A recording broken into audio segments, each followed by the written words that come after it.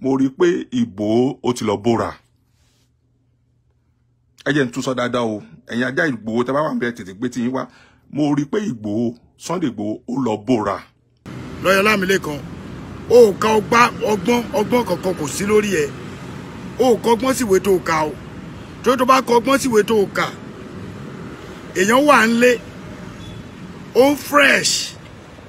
Èmi ni tí náà lóòótọ́ bàbá confam international ọkọ̀ oṣù ọkọ̀ àjẹ́ ọkọ̀ èmèrè. Ìgbẹ́ òlégun ẹni tó bá tẹ̀kùn ló máa ń ro.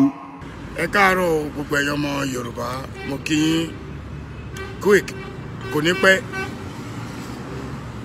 Wọ́n nìyí mo fẹ́ fún lọ́yà Lékan, lọ́yà Ọlámilékan, lọ́yà thrift store, lọ́yà tó máa ń mirí bí aláǹgbá, tó máa ń mirí bí lẹ́gbẹ̀lẹ́gbẹ̀.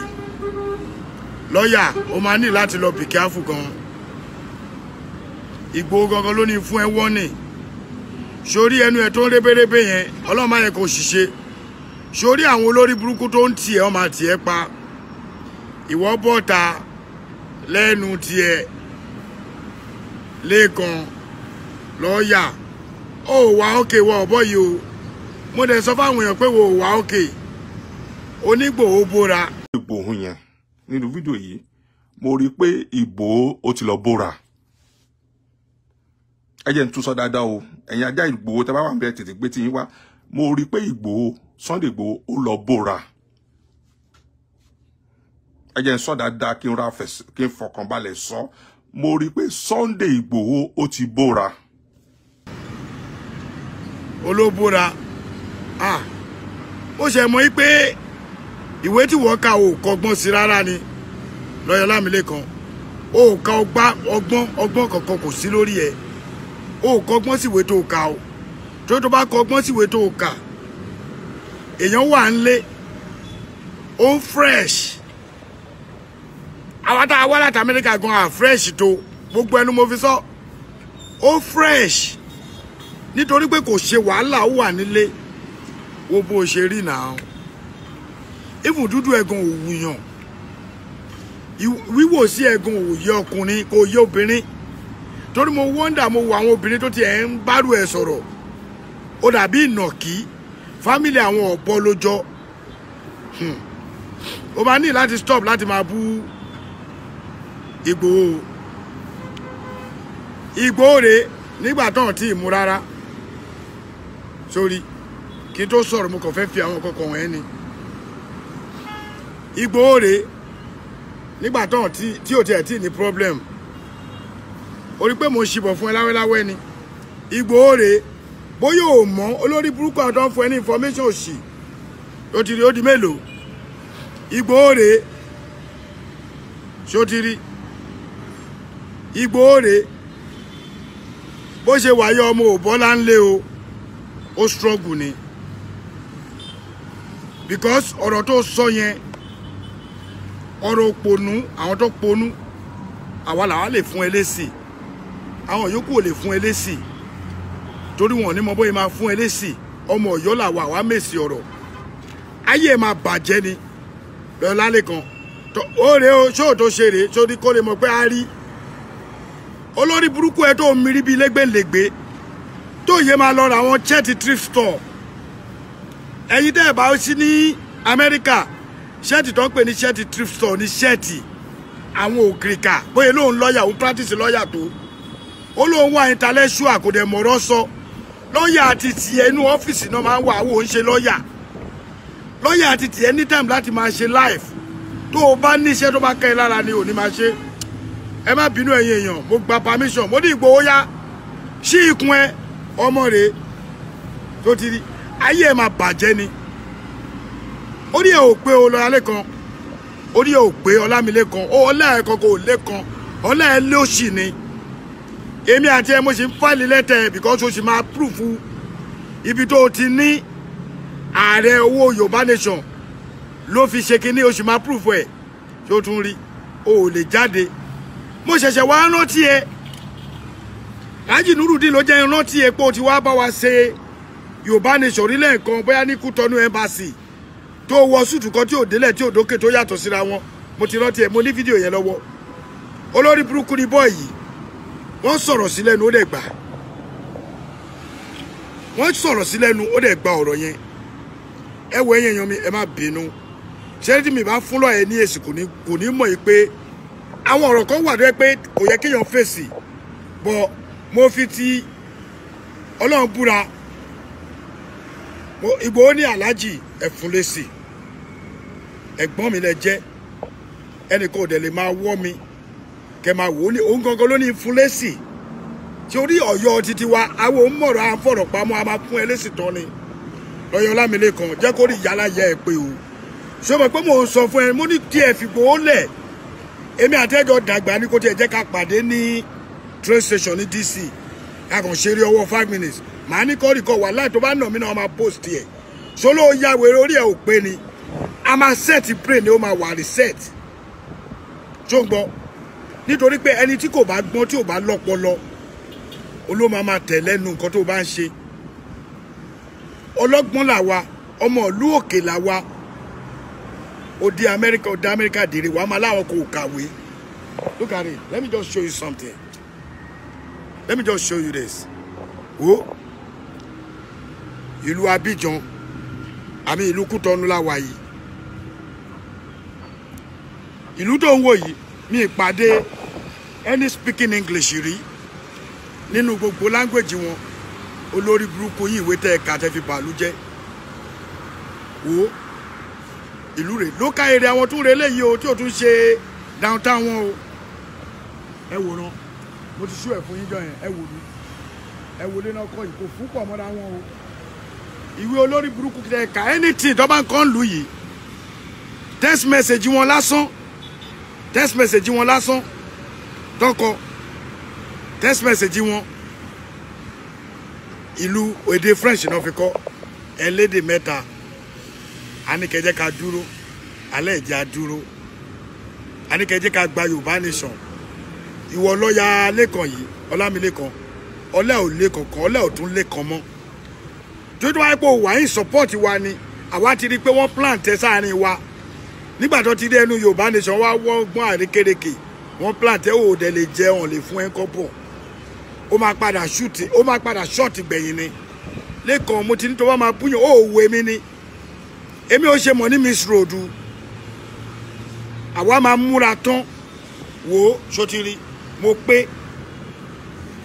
ìwọ náà lọ kọ́pì àwa jẹ́ kó mọ̀ pé lu òyìnbó ló wà wo ṣẹ́ẹ̀tì tó ń wọ̀ àwọn ṣẹ́ẹ̀tì tó ń tà ní thrift store o lè ra packing shirt $75 òun wọ nonsense ìwọ wá ń yẹnu sí gbòòwò tó yẹ pé àwọn tó wà nù ilé ẹ̀ o lè bọ́ bàtà ẹsẹ̀ wọn àwọn boys tó jẹ́ boys ẹ̀ ò lè bọ́ bàtà ẹsẹ̀ wọn èmi gan débẹ̀ mo fọ́ ní àwọn big person tí mo rí tí mo believe tó dẹ̀ ń ṣe pé àdúpẹ́ lọ́wọ́ ẹ̀ olórí burúkú ni ẹ́ lọ́yà Lẹ́kan èèyàn wà nù ilé ó dẹ̀ expect pé kò ní fresh nínú ilé ó máa fresh now what are you talking about bọ́ọ̀lù yẹn ṣe máa wà nù ilé tí ò ní fresh téèyàn ò bá jáde bí ṣe wà tí bá lo oṣù kan nù ilé tí mi jáde máa tún fresh bẹ́ẹ̀ ju yẹn lọ wa ló ń para àwa rí one on one now láà jẹ́ kó rí yàrá ya ẹ̀ pé o máa bá dójú ẹ o mọ̀ pé mi ọgbọgbọ́n lè máa fi bẹ́ẹ̀ sọ o máa bá dójú ẹ o tó bá gbé mi dí court of law máa ń win ẹ pa nítorí pé wọ́n ló ń wájà ìyẹn lọ bẹ́ẹ̀ gbogbo ẹ̀yin èèyàn wa wọ́n ní kẹ́ support Central Bank owó wa tán ti kó lọ ẹ support wọn kalẹ̀ lówó wa gbà padà ẹni bí táwọn olórí burúkú ti ń kó owó yín jáde àwọn wọ́n rí pé dọ́là yín ò sí ń gbòòrò mọ́ wọ́n rí pé dọ́là yín ti lọ kò sí dọ́là wa àmì kò sí náírà wa ń gbòòrò mọ́ gbogbo náírà wa wọ́n ń print lọ́dọọdún wọn mọ́bí tó wọlé sí àṣọ lọ ń tọ́jú ẹ̀ torí 2023 election brother mi Akadiskin mo ti pè yín ẹ̀gbágo brother mi Aka wàláì I so much respect you gan o ẹ̀gbọ́n engineer Teyelolu Aka o wá bí ìdájọ́ fún mi Àyìndé engineer Teyelolu Aka bàbá mi ẹ mọ̀ pé mo mọ̀ yín ẹ dẹ̀ mèmí náà délédélé adé oúnjẹ fún ara wọn irú mi ò gbọ́dọ̀ bọ́ta kí n máa bu yín ó ṣe wọ̀ mo respect àgbàlagbà. Apart from that, àdúgbò ọwọ́ yín làwa dàgbà sí. Mo mọ capacity yín. Nígbà tí ẹ ń ṣiṣẹ́ yín yẹn, ó tún di pé travel. Ẹ̀gbọ́n, ẹ má jẹ́ káwọn ẹnì kankan tì í sí Igboho. Mi ní like kí n sọ̀rọ̀ òdì sí yín. Mi ní like láíláí. Àrífín ni. Àwọn àbúrò yín gan gbọ́dọ̀ gbọ́ kán ní ààrẹ ń búsà ẹnjìnà Táyé Lolú àká. Àkádìsíkì ẹ̀gbọ́n mi ẹ bọ́ lẹ́ńbẹ̀. Ẹjọ́ tó lọ ẹ bọ́ lẹ́ńbẹ̀. Tó bá ti rú yín lójú ẹ pè mí. Màá dá yín lóhùn. Anything tó bá rú yín lójú ní level yẹn ẹ pè mí. Màá dá yín lóhùn. Ẹ mú aago mi náà. Ẹnjìnà Táyé Lolú àká ẹjọ́. Tẹ́ bá ti ń bú Igboho, wọ́n máa jáde fún Tinubu. Àwọn bọ́ọ̀sì máa jáde fún Olúọmọ. Mo dẹ̀ kí Olúọmọ o. Ọlọ́run ní jẹ́ orírú ẹ̀ mọ́ brọ́dà mi. Àwa ti kó ònú wọn. Ọlọ́run ní jẹ́ orírú nǹkan tó ṣẹlẹ̀ mọ́. Pẹ̀lú àṣẹ Ọlọ́run. Wàá dàgbà wàá dògbò. Àwọn oníkẹ́ kú àníkẹ́ rùn. Nǹkan kan náà là ń jà fún ọ̀tọ̀ọ̀tọ̀ ló gbà ní o. MC Musiliu, èmi ò ń ṣọ̀tá ẹ o. Láyé. Mi ń ṣọ̀tá ẹ mi ìdẹ̀lẹ̀ bínú ẹ láyé. Torí àwa náà ti jọ́gà lórí level yẹn rí. Bó ti jẹ́ pé àyà ara wa ni. Àmọ́ ẹ jẹ́ ká fi sùúrù sí i. Tẹ́ bá ti ráwọn èèyàn yín tó fẹ́ máa sọ̀rọ̀ tó máa dájálẹ̀ nínú parties méjì ẹ cut wọn off. Ìyẹn fún Musiliu. It's like ìgbà tí èèyàn kan fẹ́ dájálẹ̀ láàrin Ààrẹ Gani Adams àti Igboho, èmi mo cut ẹ off. Ìgbà tí Ààrẹ Gani Adams àti Igboho gan tún ní problem, èmi mo parí ẹ̀. Kò sáyé tí ò mọ̀, mo kéré lójú ni o. Bọ̀ amọ̀ra wa.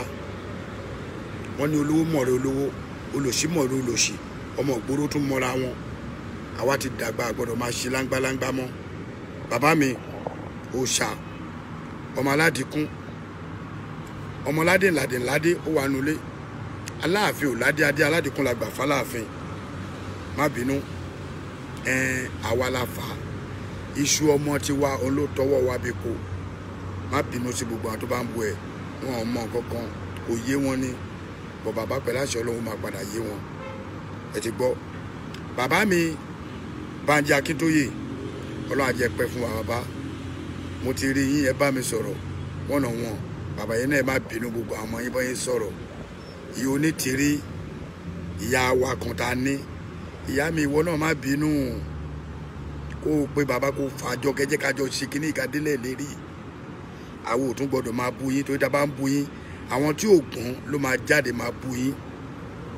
Nítorí pé àwọn tó fẹ́ kí ìrìn àjò yẹn kó bàjẹ́ nìyẹn. Ìyá mi onítìrí ẹ má bínú. Gbogbo gbà mò ń bẹ̀ yín o. Ní ti bá yín sọ̀rọ̀ rí o. Bàbá mi Bánjí, bàbá mi Adéníran, wọ́n bẹ̀ yín náà ẹ má bínú. Yorùbá World Media Chairman Ọ̀túnba, ẹ̀yin náà ẹ má bínú gbogbo ọ̀rọ̀ tó ń sọ sí. Ẹ máa wò wọ́n kò gbọdọ̀ má rí bẹ́ẹ̀. Kò gbọdọ̀ má rí bẹ́ẹ̀. Ẹbí tá à ń lọ ẹ̀yẹn rí nǹkan tó ṣẹlẹ̀ ń Kogi. Tọmọ Yorùbá wà lọ́wọ́ wọn àti ìrẹ́dì ni o. Èyí tó le jù yẹn lọ́wọ́ o. Ìgbálẹ̀ ta wọ́n. Oyin ta wọ́n tún fi ìgbálẹ̀ nu oyin lọ́tùn. Oyin gan wọn lósì. Wọ́n fi ìgbálẹ̀ nu oyin lósì. Oyin gan wọn lọ́tùn. Iṣẹ́ wà lẹ̀ Yorùbá o. A ní láti kó bọ́n jáde tó bá fi da nǹkan rú. Ó mọ àwọn ọ̀tá. Mo kí gbogbo yín o. Ẹ má bínú o. Gbogbo ẹ̀yin fans mi. Tọ́rọ̀ tí mo sọ Yorùbá dáa. Ẹ má bínú. Ẹ jọ̀ọ́ ẹ kàn má make it back to me comment. Ẹ lè message mi direct. Mo kí gbogbo yín. Torí mo rí pé wà lẹ́yìn mi bí ké. Mi ò dẹ̀ nífẹ̀ẹ́ nǹkan tí máa tẹ́. Mi ò ní tẹ́, mi ò ní tí, mi dẹ̀ fẹ́ tẹ́ lọ́wọ́ gbogbo yín. Ṣó ti yé yín. But lọ́ọ̀yà Lekan jẹ́ kó rí ẹ pé ó ti ya wèrè o. Wàhálà ó ti ya wèrè o. Ó ti ya wèrè o. Bọ̀ Ọlọ́run ní yẹ ń wèrè o. Bọ̀ jẹ́ kó rí ẹ pé táwọn ọmọ Igboho bá mú ẹ ò ní fine easy rárá o. Èmi ní sọ ju yẹn lọ. Brother yín náà ni Aare Almaroof. Ọmọ Ọ̀yọ́ Aláàfin Òjò pa ṣẹ̀kẹ̀rẹ̀ májọ ọmọ Àtìbà ọmọ Àjòwú yọkọ lẹ́nu. Tọ̀ọ̀tọ̀ kúkú ní kún àjìfà. Ọmọ Ajílà lẹ́ẹ̀ṣọ́ ọmọ afọjọ́ gbogbo dára bí egbin. Ìdómògún ni mí Akínlájà. Èpò tí pọmọ ìyá ẹ̀kọ́ tó rántí ọmọ ọlọ́mọ, ipò tí ò lọ́kọ ọkọ̀ tí ò lọ́kọ fẹ́ tó wá mú kínkínní tó fi gbọ́kọ lọ́wọ́ ọlọ́kọ. Ọmọ ládé ńládé ńládé. Bàbá mi ò ládé adé aládìkún la gbà fáláàfin. Bẹ́ẹ̀ ni mo kí yín ládèdè Ọ̀yọ́. Mo kí gbogbo Oòduà diaspora. Mo kí ẹ̀yin brother mi káàkiri. Mo kí yín. gbogbo ẹgbẹ́ mo kí yín, mo kí ẹ̀yin ọmọ Ọ̀yọ́ Aláàfin mo kí yín. Bẹ́ẹ̀ ni èmi lọ́mọ ọ̀dọ́ kan lábàtà bomi jùdí ọmọ ògbójúlé yan gbọ́kọ́ ọmọ mọ̀ìmọ̀ì lọ́sàn mọ̀ìmọ̀ì lóru. Ẹ wo ẹ̀yin ọmọ Yorùbá ṣe ẹ fẹ́ gbọ́ tẹ́ bá ti ní vacation mo tún polówó fún ìlú mi kí ìlú tiwa tó dé ẹ wá sí Kútọ̀nù Àjàṣẹ́ Tọ́pá President Alon bàbá bọ̀bọ̀ yẹn ó tún lu yẹn ṣe yà ẹ fẹ́ try yẹ ni 11 o'clock ọmọ àgbà gbogbo títì sí ti wọn 11 PM gbogbo ẹ̀ mò ń rí màá tẹ̀ ṣe ta lẹ́yìn kẹ́ rí wọn tó bá ń ṣiṣẹ́ kẹ̀kẹ́ wọn kẹ̀kẹ́ tó ń kó ilẹ̀ Ọlọ́run ló mọ kẹ̀kẹ́ tó ń ní kẹ̀kẹ́ náà bẹ́ẹ̀ òun ló ń kó ilẹ̀ ó ń wọ street by street every blessed day. Yorùbá where are we going? Ìtòrí mi ò ń ṣọmọ Nàìjíríà mọ́ o ọmọ Yorùbá lèmi o mo kí yín o ire owó ire ọmọ àìkú baálé ọ̀rọ̀ lọ́dẹ̀dẹ̀ gbogbo yín ó dàbọ̀. èmi ni tí náà lóòótọ́ bàbá confam international ọkọ̀ oṣù ọkọ̀ àjẹ́ ọkọ̀ èmèrè ìgbẹ́ òlégun ẹni tó bá tẹ̀kùn ló máa ń ro